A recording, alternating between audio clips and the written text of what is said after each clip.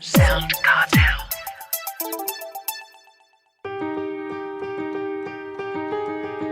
From SoundCartel, I'm Nicole Goodman, and this is Business Essentials Daily.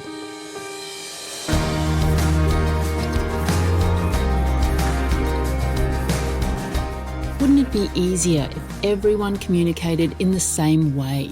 There'd be less guessing and way more efficiency. But with different communication styles that we need to interpret and connect with, communication specialist Leah Mether says it's important for leaders and business owners to understand the big four: aggressive, passive, passive-aggressive, and assertive. Leah walks Chris Ashmore through each one, starting with aggressive. So aggressive communication is I win, you lose. I want to be right. I consider my own needs and I don't really care what you think. I just want to get the job done. I can be quite quick. I can be a bit of a bulldozer. I'm not listening to other people and I'm the chronic interrupter. A lot of people think it's the loud, shouty, bully person. And it can be those things, but you can be unintentionally aggressive if you do always think you're right and do want to get your own way. So that's aggressive, putting your needs at the forefront. Passive communication is the flip. I lose, you win. I'm not going to put forward my thoughts, opinions and beliefs, and you can walk all over me.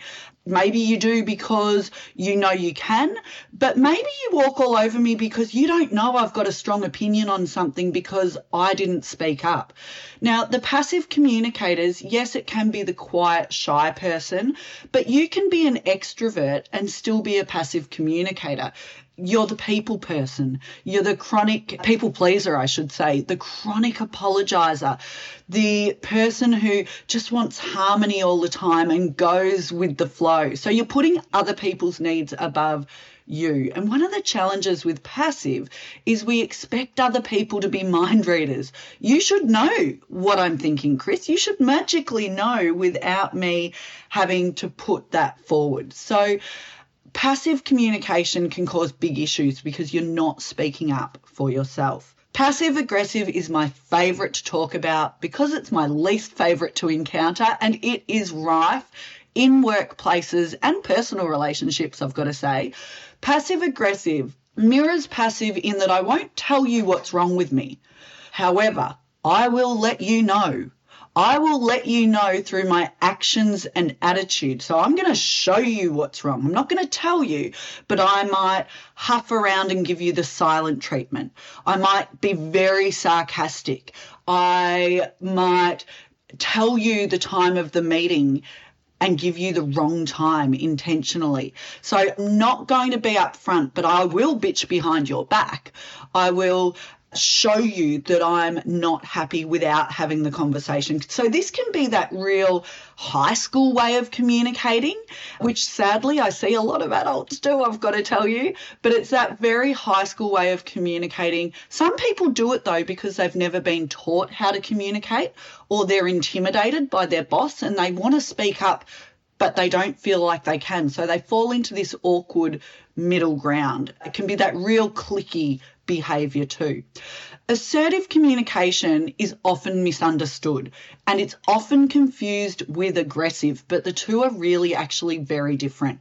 Assertive communication balances your needs with the other person's needs. So if I'm truly assertive, I will speak up, I will put forward my thoughts, opinions and beliefs, but I will do that in a calm and respectful way. And I might have an opinion on what's right, but I respect, Chris, that you've got an opinion on what's right, and those two things might be different, and that's okay. And we can have a very robust conversation and disagree with respect, but play the ball, not the person. And that's a quick snapshot of the difference between the four. For a boss then, who has to deal with these personality types, how do they communicate with each of these different styles? Yeah, and on that, just a quick one. The communication style is different to your personality. Your personality is more fixed. A communication style can be changed. We can all work on improving, learning and developing our communication styles. And I argue that that's a really important thing to do. But so is knowing the communication styles of those around you, particularly if you are a leader. If you're a leader, you're trying to get people to follow you because they want to follow you. And yes, as a leader or as a boss, you will have your particular communication style, but it is a mistake to say, well, bad luck, this is who I am, this is how it is, everyone like it or lump it. If you want to get the best out of your people, you take notice and maybe even ask your people, how do they like to be communicated with? Because if you notice the different styles of your people, the best leaders, the best communicators adapt and adjust. It's not about changing who you are, being inauthentic and fake, but it is adapting. Now, if I am adapting and I'm communicating with someone who tends to have an aggressive style, I am making sure I am very regulated myself, that I am staying calm. Aggressive communicators are often a bit like a bull at a gate. They're quick. They just want to get the job done. So a red rag to a bull for an aggressive communicator is to talk in circles and to over-explain. That will drive them nuts, and they'll probably say to you, get to the point. So if you know someone tends to be aggressive, do the thinking first. Know what your key message is so you can go into that conversation and be more direct and be more upfront and quick with your own communication, because that's what they like. But absolutely stay calm. With a passive communicator, our passive communicators like processing time. It is such a mistake to think our quieter communicators don't have great ideas, because they are often our deepest thinkers, but they're not necessarily going to speak up right there on the spot. So give them time, send out an agenda before a meeting so they can do the thinking first. And if you just pose a question like any questions in a meeting full of passive people, no one's asking a question. So you've got to build them up. You might say something like, hey, Chris, I know you've got great experience in this space, and I'd love to hear your thoughts on this issue. You know, what's the number one action you think we should take? And if I approach a passive communicator like that, I build them up, I create the space for them to be able to talk, and I tell them why I value their opinion, they are more likely to contribute then. Or follow up with them afterwards. Outside of the meeting, they are more likely to speak one-on-one than in a group. Passive-aggressive, let's face it, hardest to deal with. Hardest to deal with, because if you ask them what's wrong, they'll say nothing. Nothing's wrong, I'm fine. Whatever. Angry? I'm not angry. So this is a real challenge. My top advice when communicating with a passive-aggressive person is don't fall into being passive-aggressive yourself. It sucks you in like nothing else, passive-aggressive. So we really, again, have to regulate ourselves and then make it about the behaviour, not the person. So I might say, hey, Chris, I've noticed over the last few days that when I've asked a question of you, you haven't really answered me and you've turned and walked away. And I wanted to check in there. Is everything okay? Now, if you're very passive-aggressive, you'll probably say to me, I'm fine, Leah, to which I can respond and say, okay, so I hear what you're telling me, but your behaviour's telling me something else. So you've got to make it about the behaviour and also create an environment where they can feel like they can speak freely. Because, again, some people go into passive-aggressive because they feel like they're going to be punished if they really say what they think. The last one, assertive, this one is the easiest to communicate with, because if you've got a truly assertive person within your team, and I'm talking not aggressive, again, remember that distinction, a truly assertive person is going to be the best at adapting and adjusting themselves. They will speak up and tell you what they think, but they will also be willing to listen.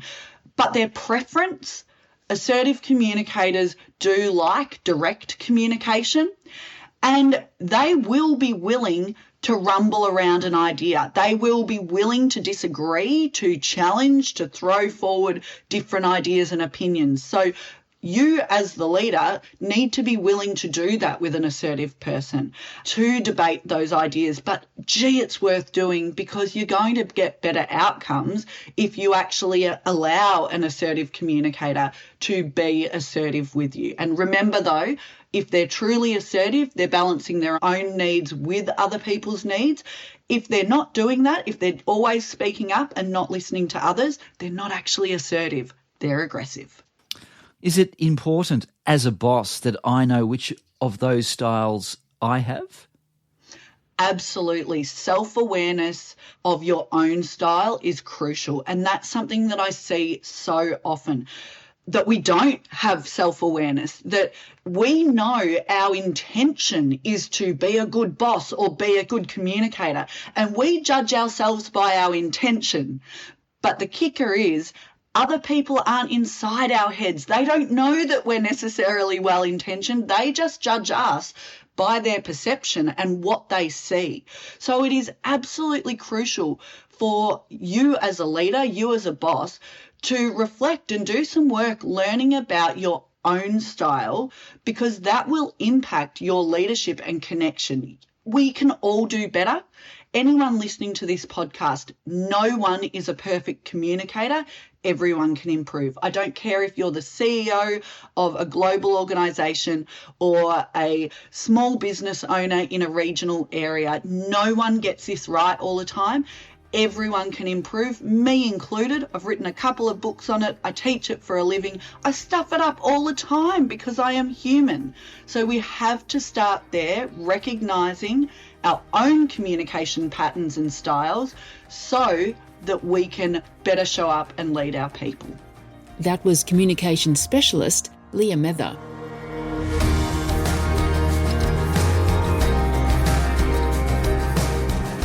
This episode of Business Essentials Daily is produced by the team at SoundCartel. Thanks for listening. I'm Nicole Goodman. We'll bring you more Be Daily tomorrow. Follow @BE Daily Podcast across social media and head to bedaily.com.au for more from the Business Essentials Daily podcast. SoundCartel.